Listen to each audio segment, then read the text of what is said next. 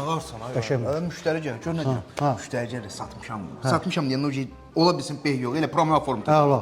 Sən mənim canım, bir dənə bunu təkrar çəkirəm. Şüşəsini zadınlar təmiz. Feruz, necəsən, nə var, nə var? Feruz, deyirsən təmiz maşın, da var. Peyfinə kimi vurmuşam ha. Sür özü cızılıb eləmir. Görürəm, qəşəng. Elə bəlkə gedək buradan birbaşa aformut eləyəm maşını. Bir dəqiqə. Super maşında götürsən peşman olmazsın. Doğrudan. Məbəd. Deyim bəlkə bizə bir 10 manat verir maşın haqqında mən bilmədiyim məlumatları bir də sənin gözün qabağında. Hə, yox, o manata görə əla maşın, nə danışırsan? Əla Yox, maşındır. hə, super maşındır. Nə demək? Məbəd.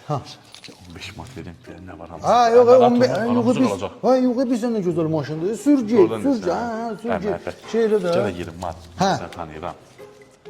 Heç cəmaət. Buna maşın deyirsən sən. Hə, buna maşın demək, hə, maşındır bu.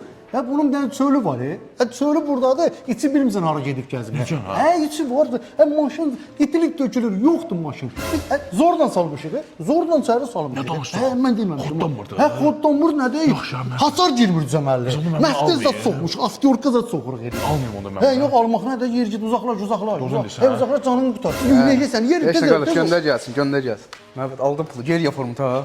O formdan da çıxdı getdi. Hara getdi ki bu?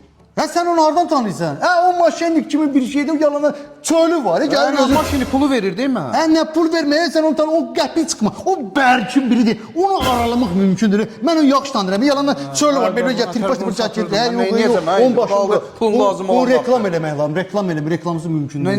Nə Sən bir 20'lik ver, mən başlayım da bu reklamla. Öldüm mesela 20'lik verməkdə, niyə gələ? Yox, mən sənə endirim verərəm, 50'lik ver. Heç nə olmaz. Qalanı da özümdən qoyaram. Mən özüm reklama başlayıram. Heç də Maşın satmaq var. Bir də mütləq pul lazım. Bunun dərdi Gör nə alarsan sən. Yaxşı qadın, Burada narahat olma. gəl. Satırıq.